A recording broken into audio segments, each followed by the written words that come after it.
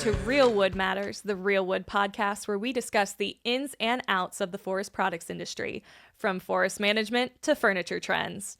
On this episode, we have Chris Lohman, Certification Manager for the MFPA, Missouri Forest Products Association, ready to share his expertise on key certifications for the industry.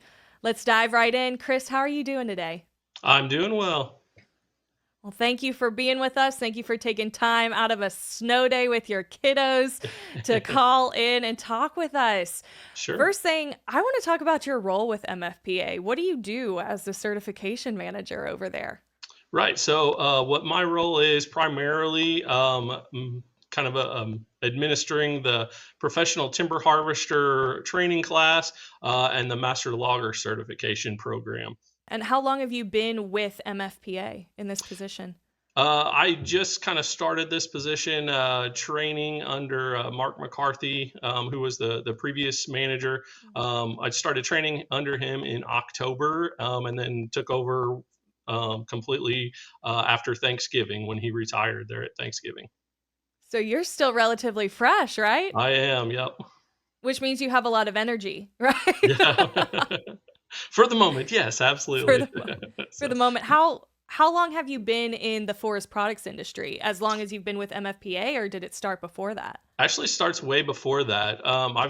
I could say I've been in the industry now for about 25 years. I actually got my first start at age 16 in high school. Got a job working in a lumber mill. We would go in. I was part of what they called their cleanup crew, and we went in after school after the mill shut down and sweep sawdust, clean the saws out, all that. We cleaned up the mill every night. Monday through Friday, about 3-4 hours a night is usually what it took. But got a little bit of a taste of the forest products industry there from an early start. So when I wasn't doing that, if school was out or we had semester breaks, that sort of thing, sometimes they might be a little shorthanded. I'd come in, stack lumber, just kind of doing whatever they needed to do. So. I did that through high school, like I said, and then when I went to college, I went to Mizzou, studied forestry, got a degree in forestry, and then actually came back to that sawmill for a couple years after college and was a timber buyer for them. That is so cool to think about how full circle that went. And is that producer still in business? Do you still get to work with them for MFPA? I haven't dealt with them too much, but yes, they are still in business. That's amazing. From 25 years ago to now, that they're still here, they're still going, and now you get to be a part of the association that helps their industry keep going. Yeah. My brother is actually a truck driver for that company now too. So all in the family. I've got a couple of questions from that. The first thing is, how does a 16-year-old start at a job in a lumber mill? How did you, as a high schooler, get into that? It's one example of my whole career has been it's not what you know, it's who you know. Eastern Perry County is a fairly tight knit community, and my mom happened to know somebody that worked there who talked to the manager at the company and said, yeah, go ahead and put an application in, and so I did. I went down there and talked to him, put an application in, and he said, yeah, it sounds good. Consider yourself having a job here pretty soon. He called me a few weeks later and said, hey, are you ready to start working? Been doing that ever since. Better than cutting grass or bussing tables, right? Yep. Now, as an adult with your family, when you're not organizing certification programs or doing any of those classes for MFPA, what do you like to do? I am an avid outdoorsman. I like to do as much as I can outside. So, of course, hunting, fishing, anything that's in season there. If I get the free time, I'm doing that. We live just outside of the town of Ashland. I've got about 5 acres. So playing around on my 5 acres, I've got just, a few trees, a little bit of woods, a pond, a pollinator plot. I've got a good sized garden as well, so I enjoy vegetable gardening in the summertime and all of that. And I imagine your kiddos love every piece of that too, getting out, getting their hands dirty a little bit. They do. If it's not too hot, I will say that. It's sometimes it's tricky to get them out on those hot summer days to help me weed the garden when I need to. But they enjoy it. They enjoy being outside. They love being out on our property and everything. How do you hope your kids will experience not just the outdoors of Missouri, but Missouri forests as they get older? Some of the things I hope for them and kids in general as well. Just kind of like I do, I find a lot of peace and enjoyment out in the natural world. Um, I also another thing I hope that most kids will start to understand is that forests and our natural ecosystems are not these static places. They're very dynamic. The forest is growing. New trees are taking root, establishing and growing. Older trees are maturing and dying back, and it's constantly changing. And and my job as a forester is kind of managing that and providing healthy forests and ecosystems as well as providing wood products and other products for society to be able to use. What does forest management and the forest products industry mean to the town where you live and work? You said Ashland, right? Right. What does it mean to them? To you? Yeah. Here where I'm at in Ashland, there's not, I wouldn't say a real strong industry presence or anything. Of course, we've got the University of Missouri just right up the road with their natural resources program. We do have a little piece of some of the Mark Twain National Forest just east of town here a little bit, but we don't have a great deal of industry here. I would say there's a few little mills and there's several loggers in the area. But I will say where I grew up, like I said, in eastern Perry County, it's huge. We had several large sawmills right there in the area, a whole bunch of loggers. Um, Most of the folks I say, if you didn't know a logger or know anybody worked in a sawmill, or you did yourself. So um, it's a a strong thing there. Kind of like a look to your left, look to your right. One of you or two of you are going to be in the forest products industry in East Yes, Perry. absolutely. What would you say to someone who isn't on the left or on the right, but they're in the middle, who thinks they may want to explore a career in forest management or the industry, but haven't taken that final step? What would you say to them? I say go for it. Please go for it. We're not unique to many other sectors of the economy. I feel like labor shortages is a huge thing here in the sawmills, in the logging industry, even foresters and public sector forestry people too. So talk to somebody, talk to me, anybody else in the industry. It's also a very wide variety profession. There's probably something for everyone. So I say jump into it, talk to somebody, and find your way. Find your way. One of the ways that they can find their way is through some of the certifications and classes that you offer. But before we get into those, walk me through why programs and certifications hold so much value for professionals in this industry. I would say first and foremost is just safety.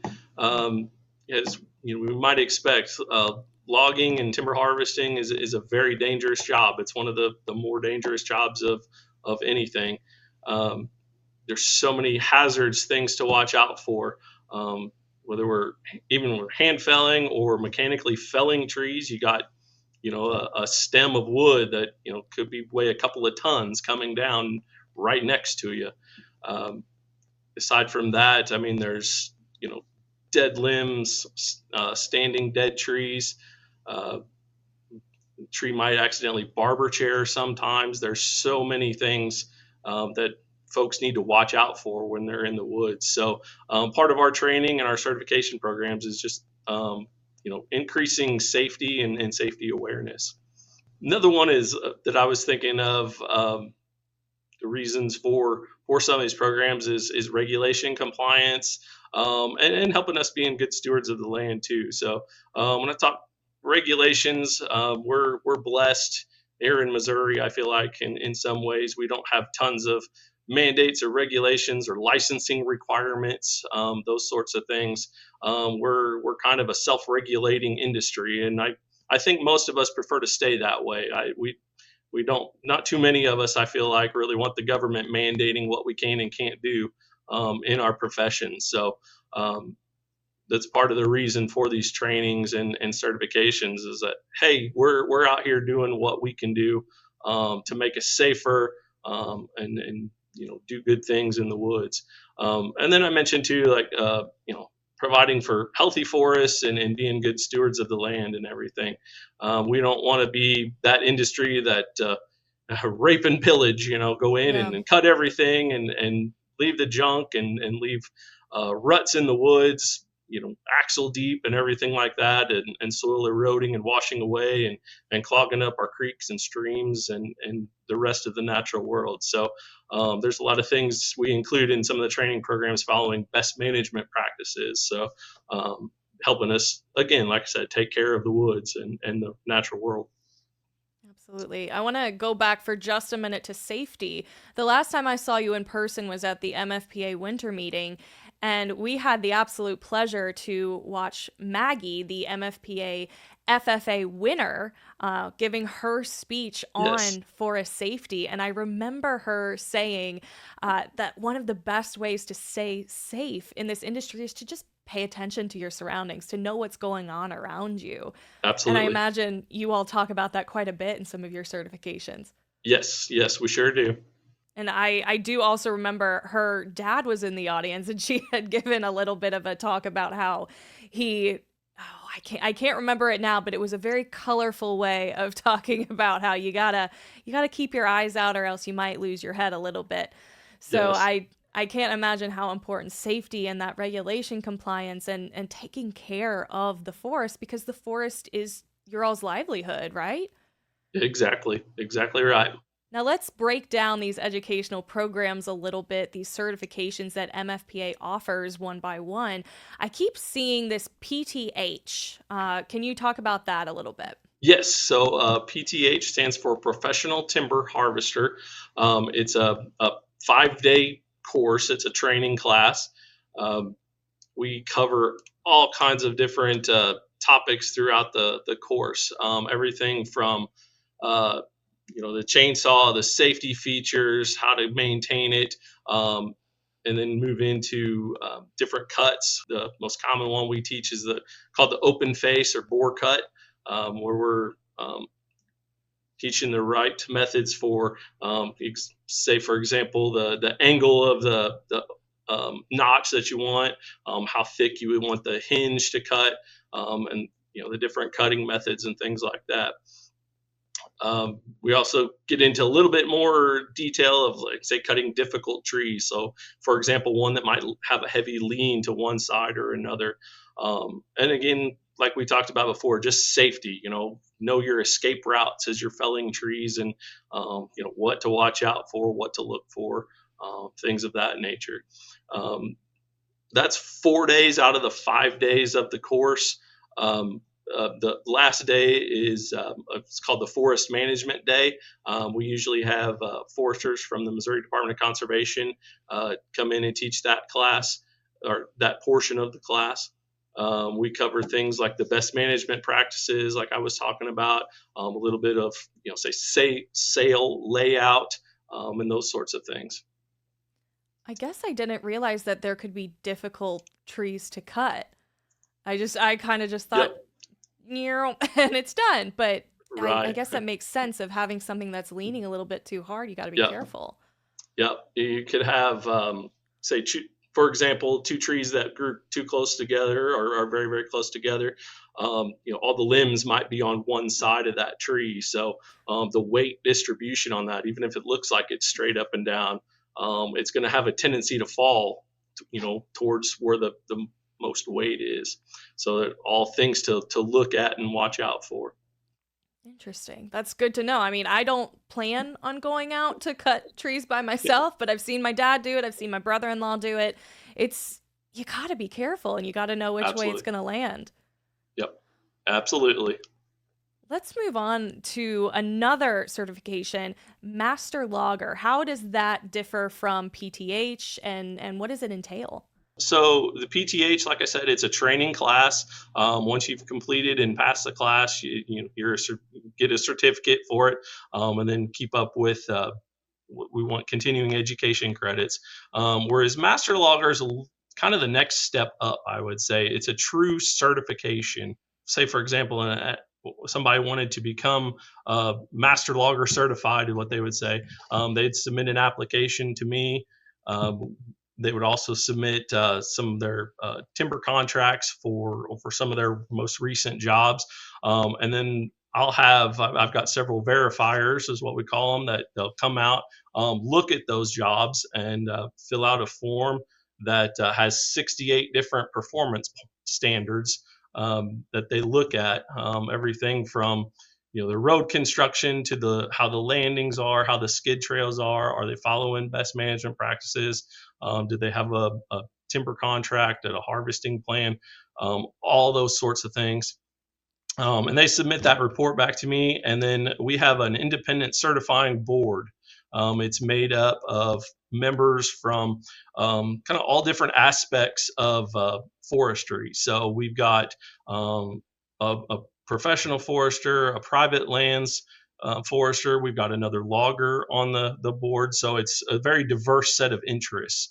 And they review the applications and the information that was submitted.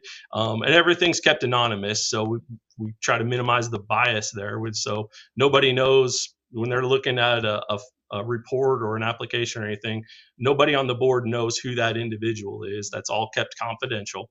And then, they review that information and say, hey, does this person, this company meet the standards, the requirements of the certification program? And if they do and they vote to approve certification, they're considered a certified master logger. The certification is good for 2 years.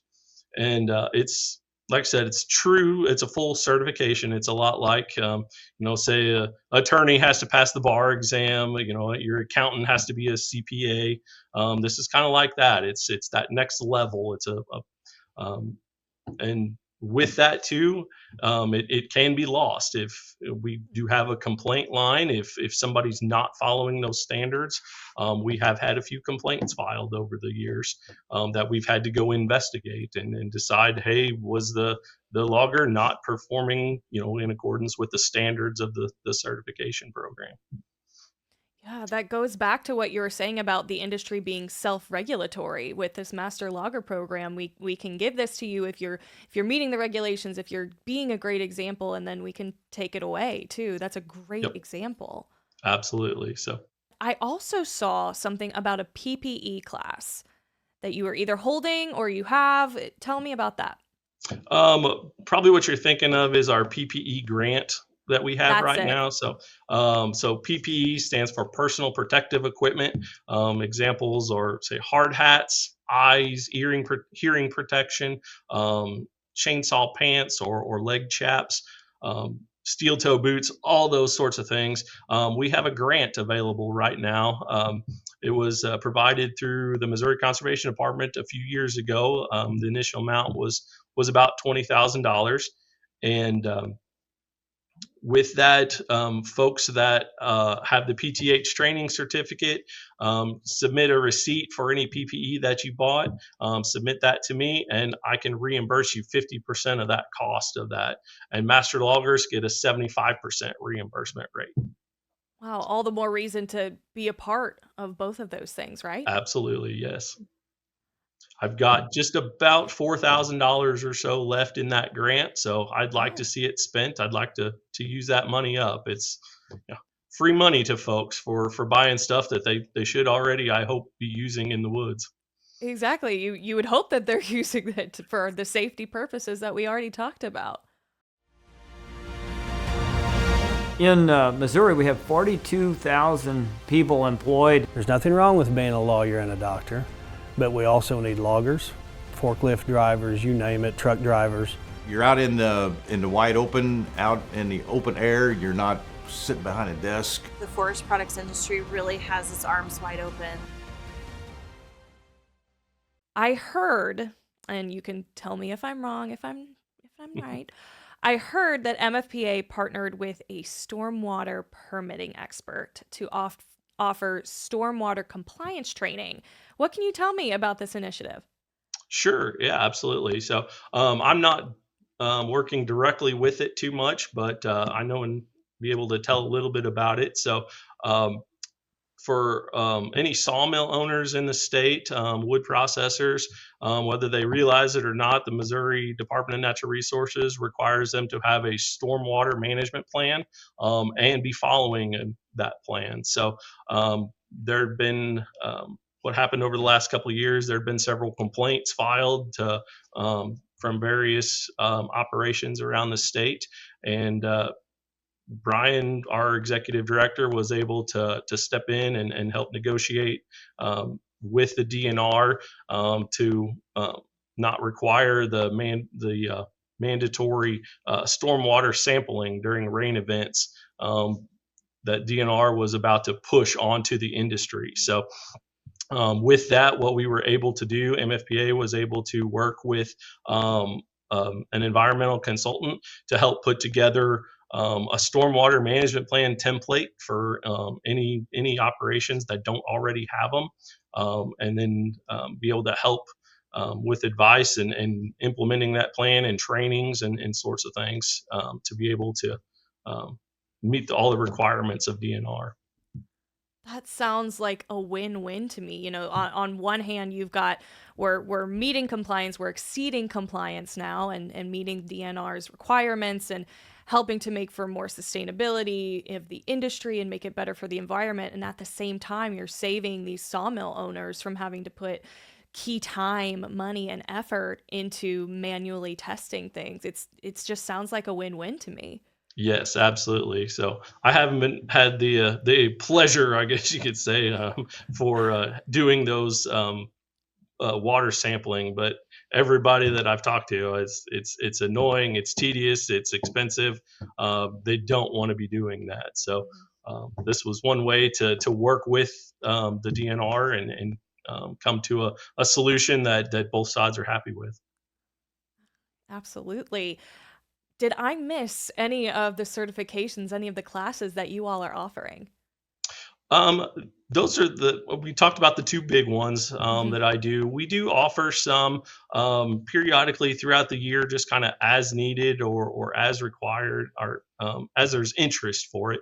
Um, One, say, advanced cutting is a class that we offer every once in a while, every few years.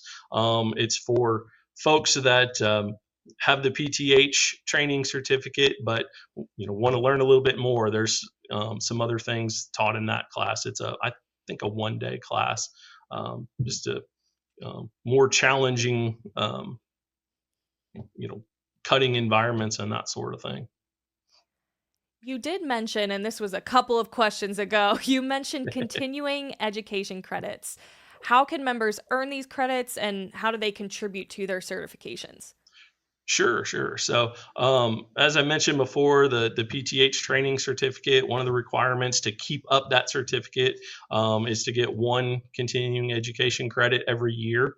Really, the goal with that is just to help folks continue learning, keep up to date on things as things change, because we know they never stay the same, and just kind of encourage that continuous learning.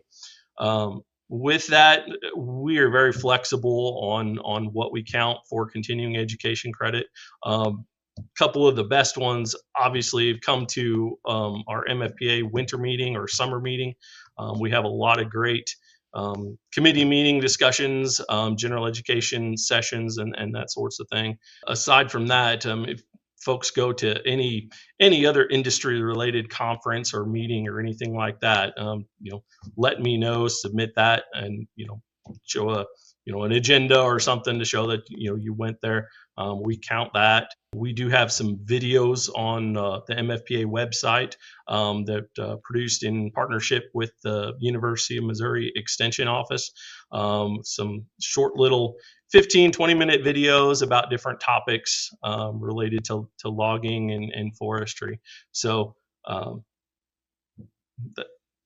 think that covers a lot of the kind of the most common ones there. Absolutely. Yeah, it sounds like there's a wide range of things that folks can do to get these continuing education credits. And like you mentioned, going to all of those sessions at the winter meeting, I had the pleasure to attend, and it was a lot of information for someone pretty new to the industry. So I Yes. can't imagine the kind of education that people are getting by being able to attend those. What educational programs, if there are any, and certifications does MFPA plan to offer in the future? Well, like we said at the beginning there, I'm new to this position. So you can call me energetic or gullible, but I'm all ears. If anybody has anything that they're specifically interested in, or I get some requests or anything for, I am happy to try and coordinate that and put something together. That sounds like a lot of responsibility on your shoulders, but also a Yeah. really enticing ask. I can only think of so many that would really like different opportunities to learn more and to get more certifications and better themselves for the industry. Yes. Before we wrap up, I want to get some last thoughts on one thing. What difference do these educational programs and certifications make out there in the forest and in the sawmills, in the actual environment? What difference do they make? Well, I hope the differences that they make are kind of closely tied with our goals of the program. One, just being safer in the woods, and we want everybody to come home at the end of the day, and that sort of thing. And then also, helping promote healthy forests and being good stewards of the land and our natural resources. One of the things I hear every once in a while, there's some of the MDC foresters that have been around since the PTH program started several years ago. They say over the years, we've been doing this program 25 plus 26 years now, and over those years they've noticed on state lands the quality of work that has improved. So people are taking the class and learning new things and going out and implementing those things. So I think we're making a difference out there, and I'm excited to be a part of it and continue on. You certainly are making a difference, and I can't wait to see even more of a difference made by you, Chris, and the MFPA. That's all we have for today's episode. Thank you to our guest, Chris Lohman, and thank you to our sponsor, Choose Wood. Thank you for watching. Choose Wood.